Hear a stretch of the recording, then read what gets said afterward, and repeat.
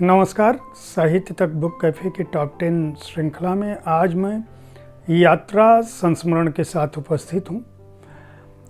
Top 10 की पुस्तकों की यह सूची किसी भी रूप में किसी भी तरह की श्रेष्ठता का दावा नहीं करती है, लेकिन निश्चित रूप से ये बुक कैफ़े को प्राप्त हुई अपनी विधा विशेष की महत्वपूर्ण पुस्तकें हैं और वो पुस्तकें हैं जो टॉप 10 में जगह बनाने में सफल रही।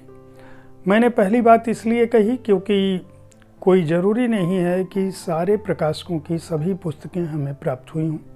हमने इसके बारे में कोई सर्वे नहीं कराया है, लेकिन बुक कैफ़े को जो 1000 के करीब पुस्तकें प्रकाशकों से प्राप्त होती हैं, उनमें जो चुनी हुई पुस्तकें हम पढ़ते हैं, उन्हीं में विधा विशेष की टॉप 10 पुस्तकों को लेकर मैं हर दिन आपके पास आ रहा हूँ। आज यात्रा वृतांत और संस्मरण के श्रेणी की बारी है। इस श्रेणी में जो 10 पुस्तकें चुनी गई उनका मैं जिक्र करने जा रहा हूँ।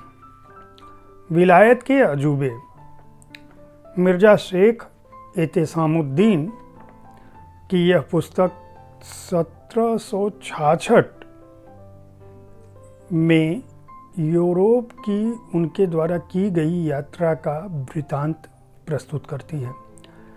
यानी यह यात्रा 1766 की मिर्ज़ा की यह यात्रा राजा राम मोहन राय की यात्रा से, यूरोप यात्रा से लगभग 65 साल पहले की गई थी। मिर्ज़ा ने अपने इस सफ़र को एक सफ़रनामा के रूप में दर्ज किया फारसी में, जिसका नाम था शिगुर्फ नामा एब विलायत। यह यात्रा संस्मरण संभवतः किसी भी हिंदुस्तानी द्वारा यूरोप पर लिखा गया पहला यात्रा संस्मरण है। मिर्ज़ा प्रसिद्ध शायर मीर तकी मीर के समकक्ष रहे। 18वीं शताब्दी में जिस प्रकार से मीर ने दिल्ली के उजड़ने का दर्द बयान किया है, उसी तरह के अक्स इस सफ़रनामे में भी दिखते हैं। अपने धर्म और संस्कृति पर विश्वासी होने के बावजूद मिर्ज़ा साहब जिस तरह से अंग्रेजी संस्कृति से प्रभावित हुए, वह भी एक हैरत अंगेज प्रकरण है जो इस पुस्तक में दर्ज है। इसके अलावा धर्म को लेकर वाद विवाद का भी बहुत रोचक और मज़ेदार प्रसंग इस पुस्तक में शामिल है। खास बात यह है कि इस पुस्तक की प्रस्तावना चर्चित साहित्यकार, नाटककार, कथाकार असगर वजाहत साहब ने लिखी है। इसका हिंदी अनुवाद हैदर अली, हिफ्जुर रहमान और आनंद स्वरूप वर्मा ने किया है। प्रकाशक हैं राजकमल प्रकाशन। कच्छ कथा, अभिषेक श्रीवास्तव की यह पुस्तक बीती 2 सदियों में दो भीषण भूकंप झेल चुके कच्छ का वास्तविक चित्र सामने लाती है। यह रोमांचक यात्रा आख्यान तो है ही, यह कच्छ की भूगोल को देखने वालों को सहज आंखों से दिखाई नहीं देता। यानी उन्होंने इसे दर्ज करते समय मन की नज़र से उस जगह को देखा है और कच्छ के समाज और संस्कृति की शिनाख्त की है। इसके अलावा उन्होंने उस सियासत की पड़ताल भी की है, उसके अतीत और इतिहास का जितना उत्खनन हो सकता है उसका भी ब्यौरा दिया है। मिथकों और मान्यताओं की जो स्थिति रही है उनका भी विश्लेषण किया है और यह बात कही है कि विरासत की चिंता को लेकर जितनी बहस होती है, विकास को लेकर जितनी बहस होती है, उन सभी चीज़ों के निशान कच्छ में देखने को नहीं मिलते। यह पुस्तक एक टाइम मशीन की तरह है जो पूर्णिमा की रात में चमकते नमक के अछोर मैदान के रूप में चर्चित कच्छ के हवाले से हमें हमारे सुदूर अतीत के साथ साथ आने वाले भविष्य की याद भी दिलाती है। इस पुस्तक के प्रकाशक हैं राजकमल के सहयोगी उपक्रम सार्थक प्रकाशन।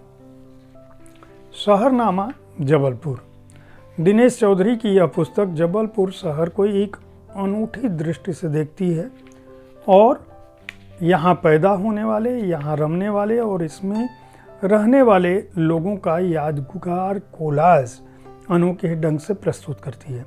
लेखक की मान्यता है कि कुछ लोगों के शब्दों में शहर जीवंत हो जाते हैं तो कुछ की उपस्थिति से उनमें जान आ जाती है। कुछ शहर महज शहर नहीं होते, वे किसी भी एक स्थान से बढ़कर होते हैं कुछ लोगों के लिए। एक शहर न जाने कितनी ही कहानियों, किस्सों, कला और संस्कृति को खुद में बांधे हुए होते हैं। किसी शहर का मौसम खुशदिल होता है तो किसी शहर का इतिहास प्रगाढ़। कुछ ऐसा ही भारतीय शहरों का भूगोल है, कुछ ऐसा ही शहर जबलपुर भी है। वरिष्ठ साहित्यकार ज्ञानरंजन कहते हैं, हर व्यक्ति जीवन में एक बार अपना शहर चुनता है। दिनेश चौधरी ने जबलपुर को चुना। छत्तीसगढ़ के शहरों को भी अपना वैभव है, पर उन्होंने जबलपुर को चुना। यहाँ बाहर से आने वाला गुम हो जाता है, समा जाता है इस शहर के रंग में। यहाँ लोग धंस के रहते हैं, शायद इसी से धांसू शब्द बना। इस पुस्तक के प्रकाशक हैं नवारुण प्रकाशन। पृथ्वी गंधमयी तुम। अनुराग चतुर्वेदी का यह यात्रा वृतांत लेखक के बतौर यायावर चीन, अमेरिका, जापान, हांगकांग, कैरिबियन देशों, दक्षिण अफ्रीका और ऑस्ट्रेलिया के यात्रा संस्मरण के साथ साथ वहाँ रहने वाले भारतीय समाज की अंदरूनी जानकारी भी देती है। इस लिहाज से लेखक ने सिर्फ घुमक्कड़ यायावर की नज़र से ही नहीं बल्कि बतौर समाजशास्त्री और वैश्विक अर्थतंत्र के जानकार के रूप में भी चीज़ों को देखा है। लेखक की उस दौर की कुल 15 यात्राएं इस पुस्तक में शामिल हैं जब दुनिया का जो रूप रंग है और ढांचा बदलाव के दौर से गुजर रहा था। साम्यवाद और पूंजीवाद की बहस से निकलकर दुनिया एक नए ढंग की अर्थव्यवस्था की ओर बढ़ रही थी। अमेरिका और चीन दो बड़ी ताकतों के रूप में उभर रहे थे। उदारवाद, निजीकरण और वैश्वीकरण की प्रक्रिया को लेखक ने कई देशों में जाकर समझा और इस यात्रा वृतांत में उन्हें भी जगह दी। इस पुस्तक के प्रकाशक हैं राजकमल का सहयोगी उपक्रम राधा कृष्ण प्रकाशन। लोग जो मुझ में रह गए। अनुराधा बेनीवाल का यह संस्मरण एक लेखिका और यायावर के रूप में उनकी यात्राओं के बाद उस वैचारिक रूहानी यात्रा का आख्यान है जो एक लड़की को अलग अलग देशों में ले जाता है। वह वहाँ अलग अलग जीन्स यानी अलग अलग मूल के लोगों से मिलती है, वहाँ के जज्बाती लोगों से मिलती है। कहीं गे मिलते हैं उसे, कहीं लेस्बियन मिलते हैं, कहीं सिंगल मिलते हैं, कहीं तलाकशुदा मिलते हैं, कहीं भरा पूरा परिवार मिलता है तो कहीं भारत से भी अधिक बंद समाज के लोग उससे मिलते हैं। कहीं जनसंहार का रोंगटे खड़े कर देने वाला, सबक देने वाला स्मारक वह देखती है जिसमें क्रूरता और यातना की छायाओं के पीछे ओझल बेशुमार चेहरे उसे दिखाई देते हैं और इन सब से मुखातिब होते हुए उसे लगता है कि ये सब अलग हैं फिर भी खास हैं। दुनिया इन सब के होने से ही सुंदर है क्योंकि सबकी अपनी अलहदा कहानी है।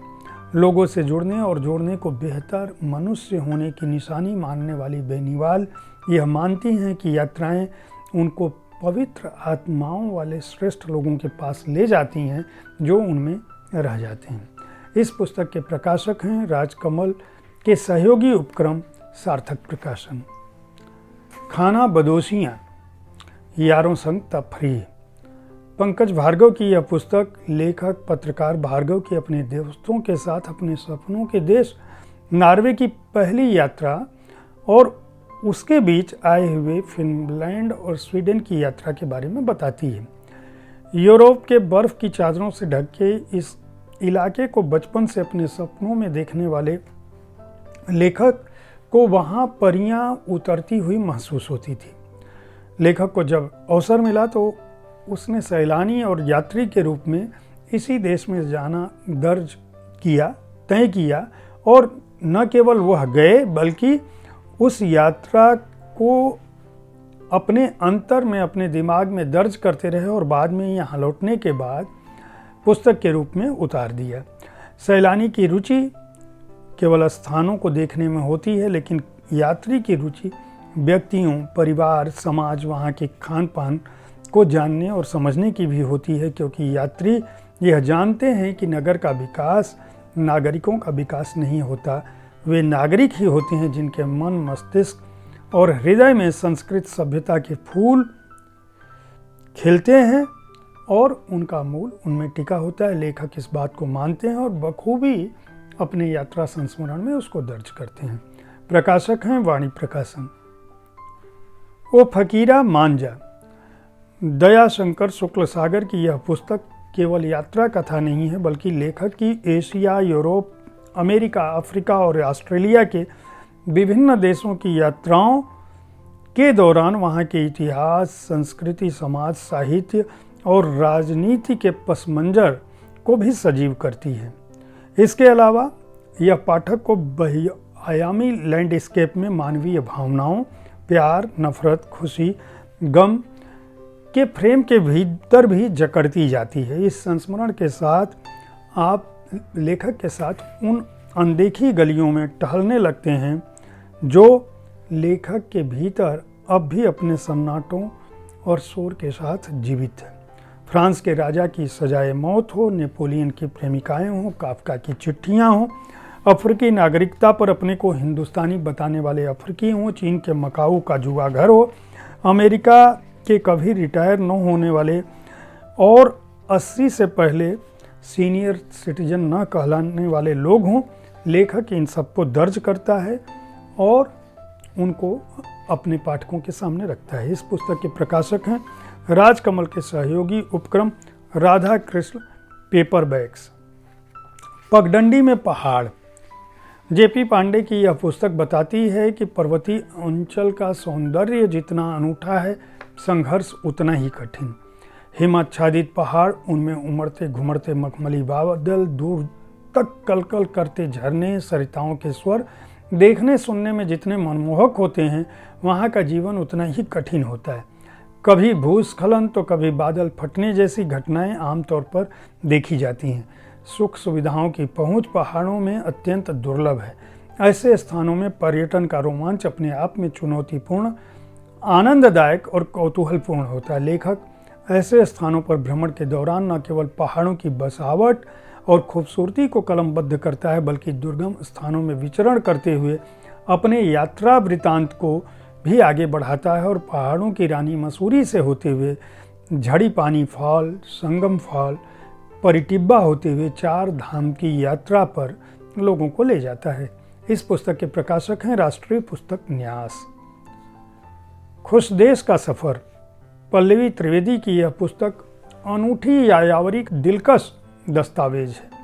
कोई और होता तो वह भूटान के लिए सीधे फ्लाइट बुक करता, समय बचाता और पहले से ही टैक्सी और होटल सुनिश्चित कर इस खुश देश की दर्शनीय जगहों को अपना चेहरा दिखाकर लौट आता।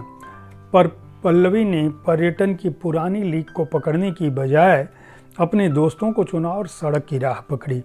इस बीच भोपाल से भूटान तक के सैर सफर में मिले लोग, स्थान, खान पान, पर्वत, पठार, नदियाँ, संस्कृति, बाजार से गुजरते हुए एक एक कदम को उन्होंने न केवल खुद गढ़ा, बल्कि इस पुस्तक में दर्ज कर किसी रोचक उपन्यास की तर्ज पर पाठकों को सौंप दिया और दूसरों को भी यह सिखाया कि अगर यायावरी करने का मन हो तो यह भी एक तरीका है।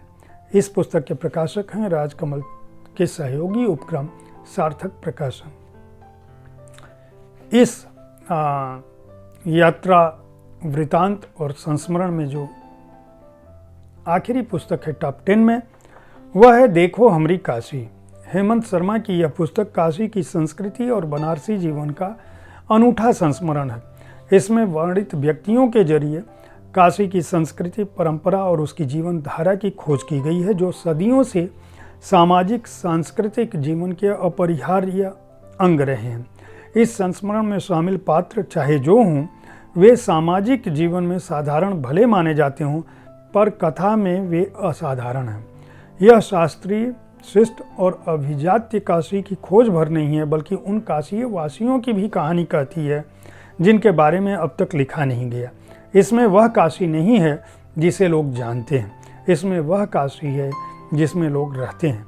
लेखक मानता है कि जानने और जीने में फर्क होता है। इन कहानियों से आप काशी के देशज रंगमंच का अनुभव कर सकते हैं। इस पुस्तक के प्रकाशक हैं प्रभात प्रकाशन। जैसा कि मैंने पहले ही स्पष्ट कर दिया कि यह किसी भी रूप में क्रमवार श्रृंखला या किसी क्रम को निर्धारित नहीं करता। यह कार्यक्रम टॉप 10 की सभी पुस्तकें हमारे लिए महत्वपूर्ण हैं। लेखकों, प्रकाशकों, अनुवादकों को बधाई। हर साल हम टॉप 10 की श्रृंखला के साथ उपस्थित होते हैं। साल 2022 में हम 17 श्रेणियों की पुस्तकों के साथ आपके सामने हैं। साहित्य तक बुक कैफ़े को अपना प्यार देने के लिए, हमारी पुस्तक चर्चा सुनने के लिए, हमें पुस्तकें प्रेषित करने के लिए आप सभी का धन्यवाद। कल ठीक इसी समय ऐसी ही किसी एक श्रेणी की टॉप 10 पुस्तकों के साथ मैं फिर मिलूँगा। देखते रहें साहित्य तक। धन्यवाद।